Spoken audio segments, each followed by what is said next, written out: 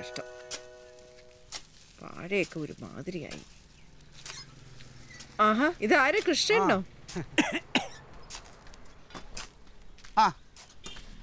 ആഹാ, രണ്ടാളും ജൈവ കൃഷിയിലാണല്ലോ. സർക്കാർ ജോലിയാണെങ്കിലും ഞങ്ങൾക്ക് ഇതൊക്കെയാണ് ഒരു ആശ്വാസം.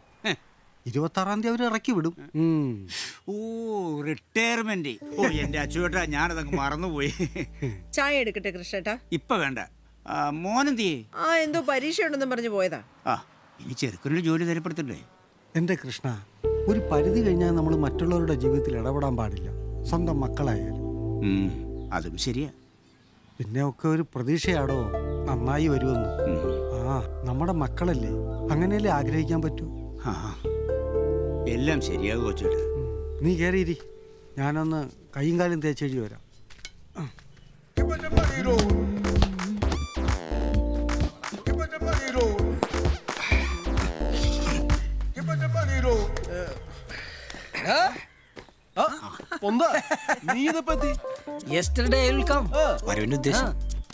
പെണ്ണ് കെട്ടണം, പോണം. ഞാൻ വന്നിട്ടൊന്നും കൊണ്ടുവന്നിരുന്നു വേണ്ട. ഇതാ ഫുട്ബോൾ, കളർ ബോൾ. ഇത് വോളിബോളാടാ. ഗൾഫിലേക്ക് ഇതാണ് ഫുട്ബോൾ ആണോ? എടാ ഒരു സിസർ കട്ട് അടിക്കാം. ഗൾഫിലെ സിസർ കട്ടാണ്. ഇവനെന്ത് വട്ടോ വോളിബോൾ ഫുട്ബോൾ എന്ന് പറഞ്ഞ സംശയമുണ്ട്. അവനെ നിങ്ങൾ വെച്ചു. ഞങ്ങൾക്ക് വേണ്ട, നിങ്ങൾ എടുത്തോ. എടാ, ഞങ്ങൾക്ക് ഈ ഇത്രയും പേര് മതി. കുഴപ്പമില്ല, നിങ്ങൾ എടുത്തോ. നിങ്ങൾക്കൊരു ഭംഗി ആയിക്കോട്ടെ. എന്നാ പിന്നെ കോമൺ ആക്കാം. കോമണോ? എന്നാ ക്രിക്കറ്റ് കളിയാ. തന്റെ വലിയ ഫ്രണ്ട് അല്ലേ, നിങ്ങൾ തന്നെ വെച്ചോ. ഞങ്ങൾക്കൊന്നും വേണ്ട. എന്നാ പിന്നെ തോൽവി ഉറപ്പാക്കാം. എടാ പൊന്തോയ്, ഈ വരവനെങ്കിലും നിന്റെ കല്യാണം നടക്കോ? അതിന് ജയനെ കിട്ടണ്ടേ? അവനെ കൂട്ടി പെണ്ണിടാൻ പോവാൻ വിചാരിച്ചിരിക്കുക. പറഞ്ഞിരുന്നില്ല, ജയനല്ലേ വന്നതേ. ജയ, നിന്നെ ഞാൻ എന്തോരം വിളിച്ച്, നീ എന്താ ഫോൺ എടുക്കാത്തത്? എക്സാം ആയിരുന്നടാ. എടാ ജയ, ഞാൻ ഇവിടെ.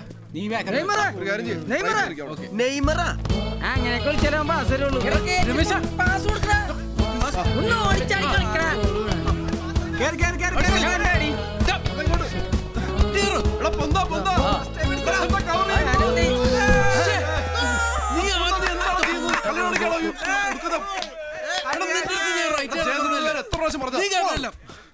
ഞാൻ കോപ്പല അവന്റെ ഒരു അറബി എന്തോളാ എന്റെ ആളത്തില്ല. ലൈബ്രറിയിലേക്കായിരിക്കും. ഞാൻ ഒന്ന് സംസാരിച്ചിട്ട് ഇപ്പൊ നിന്റെ പോടാ.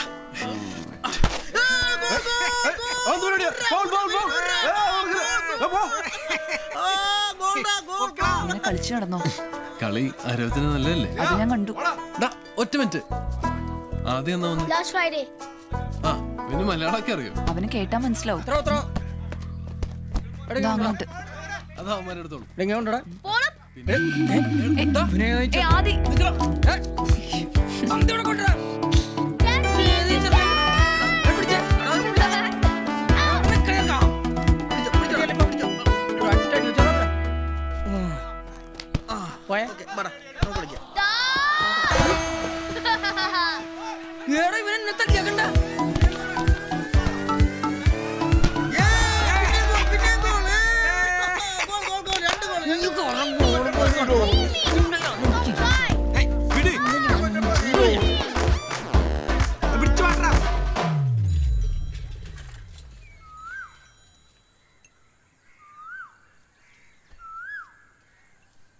നിനക്ക് ഇച്ചിരി മധുരട്ടോടെ ഇതില്.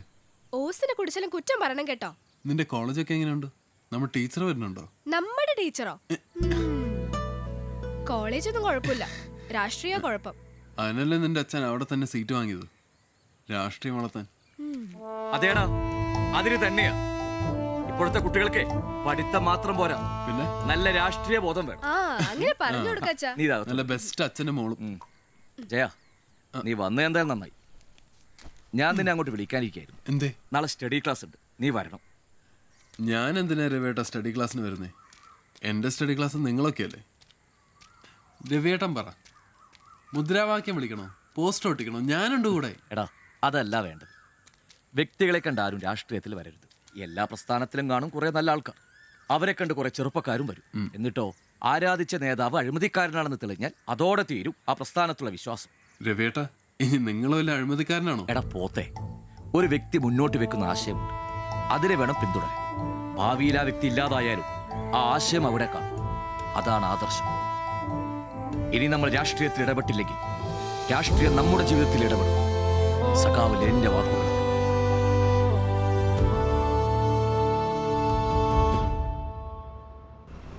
റൈറ്റ് എടുത്തോ നേരെ പോട്ടെ. ഇത് തന്നെയല്ലേ? ഇത് തന്നെയാണ് വഴി. ഇത് ഏതാണ്ടല്ല സെറ്റാണ്. 10-ൽ 7 പൊരുത്തം, നല്ല ജോലി, സൗന്ദര്യം. അതിന് നീ കുട്ടി കണ്ടോ? ഇല്ല, അങ്ങനെയൊക്കെ ആകണമെന്ന് ആഗ്രഹമുണ്ട്. ഇനിയും തിരഞ്ഞെടുക്കാൻ എനിക്ക് വയ്യ. സൗന്ദര്യത്തിൽ കുറഞ്ഞാലും വേണ്ടില്ല. അവൾക്ക് ഇഷ്ടപ്പെട്ട അപ്പ കല്യാണം. എന്റെ കല്യാണ മുടക്കൽക്കൊക്കെ ഒരു തീരുമാനം ഉണ്ടാക്കണമല്ലോ. ഈ കല്യാണ മുടക്കൽ കൊണ്ട് ഞാൻ തോറ്റ്. അതിന് നിനക്ക് വീടറിയോ? ഇല്ല. നമുക്ക് ആരോടെങ്കിലും ഒന്ന് ചോദിച്ചാലോ? ആരോടും ചോദിക്കണ്ട, ഒക്കെ കല്യാണ മുടക്കികളാ. നമുക്ക് അങ്ങോട്ട് ചെല്ലാം. ഏകദേശം ഇത് തന്നെ ഉണ്ട് വഴി. ആ, ഒരു മിനിറ്റ് ചേട്ടാ, വണ്ടി നിർത്തി. ചേട്ടാ, ഈ സദാശിവന്റെ വീട്? സദാശിവന്റെ. ഇവിടങ്ങളിൽ 2 സദാശിവന്മാരുണ്ട്. അതിലൊരുത്തൻ ഞാനാ. നിങ്ങൾ ഇവിടുന്ന? ഞങ്ങൾ ഈ കുട്ടിയെ കാണാൻ. അയ്യോ, ഞാൻ നിങ്ങളെ നോക്കിയിരിക്കായിരുന്നു. വരുമെന്ന് പറഞ്ഞിരുന്നല്ലോ. ഇറങ്ങ. ഓക്കെ, വന്നിട്ട് ശരി. ആ വാമേ. ആ വാവാ. ആരെങ്കിലും ചോദിച്ചാൽ നീ ഡ്രൈവറാന്ന് പറഞ്ഞാൽ മതി. ഞാൻ എന്തെങ്കിലും പറഞ്ഞോളാം. ആ കേറി വാ. രണ്ടുപേരും അവിടെ പോയി. ഞാൻ ഉടനെ വരാം.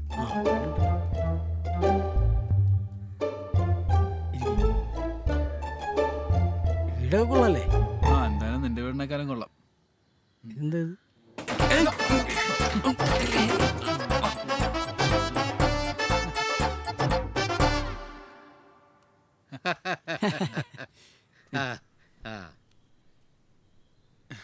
എന്തൊക്കെയുണ്ട് വിശേഷങ്ങള്? വിശേഷങ്ങള് ഇളയ പെങ്ങള് കഴിഞ്ഞ ആഴ്ച ഒരു നാറോട് വിളിച്ചോടി പോയി. അവൻ ഞങ്ങളുടെ ജാതിയല്ല. പിന്നെ അമ്മക്ക് ചിക്കൻ ബോക്സ്, അച്ഛനും മഞ്ഞപ്പിത്തോ. ഡോക്ടർ വന്നിട്ട് കുടിക്കരുതെന്ന്. പക്ഷെ മൂപ്പര് ഇന്ന് നല്ല കുടിയാ. എന്റെ വയറ്റിലൊക്കെ ഇന്നലെ മാറിയത്. പിന്നെ കാര്യങ്ങളൊക്കെ പറയണ്ടേ? ഞങ്ങൾ കുറച്ച് സാധനങ്ങൾ ഇവിടെ പാക്ക് ചെയ്ത് വെച്ചിട്ടുണ്ട്, പോകുമ്പം കൊണ്ടുപോവാൻ.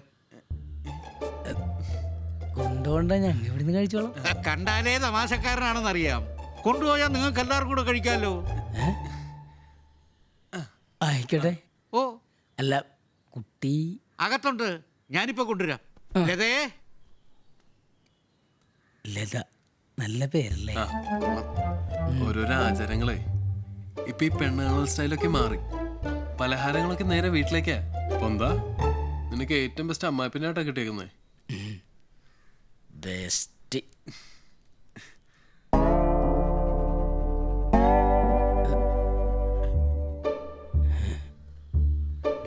ഇതാരാ വന്നിരിക്കുന്നറിയോ? എന്റെ അച്ഛന്റെ കൂട്ടുകാരാ. ആള് നല്ല ഉറക്കത്തിലായിരുന്നു. ദേ, ഇതാ കുട്ടി. കഴുത്തുറച്ചിട്ടില്ല, സൂക്ഷിച്ചു പിടിച്ചോണം.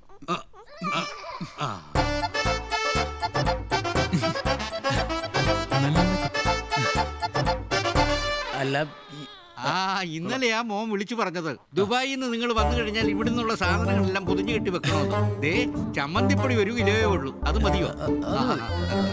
അല്ല, ഞങ്ങൾക്ക് പോയിട്ട് കുറച്ച്. അതെ, ഈ തന്നെ. അത് തന്നെയല്ല, ചിലപ്പോ മുള്ളിയൊന്നും ഇരിക്കും. ലതേ, ആ സാധനങ്ങൾ ഇങ്ങെടുത്തു. അത് ഐശ്വര്യമായിട്ട് ഇങ്ങോട്ട് കൊടുത്തു. പിന്നെ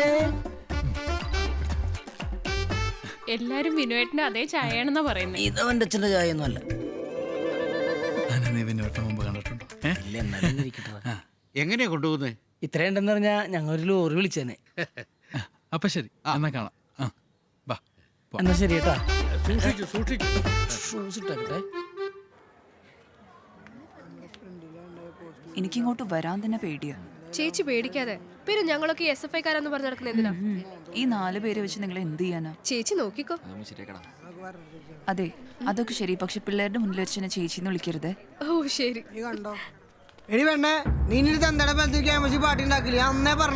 നീ കണ്ടോ, അടുത്ത ഇലക്ഷൻ ഇവിടെ 2 പാർട്ടി ഉണ്ടാവുള്ളൂ. ഒന്ന് SFI-യും മറ്റൊന്ന് പോലീസും. അതിൽ പിന്നെ ഞങ്ങൾ തമ്മിലാവും പോരാട്ടം. നീയും നിന്റെ പാർട്ടി ഇവിടെ പേരിന് പോലും ഉണ്ടാവില്ല. പ്രശ്നം ഉണ്ടാക്കല്ലേ? വാ ശ്രുതി.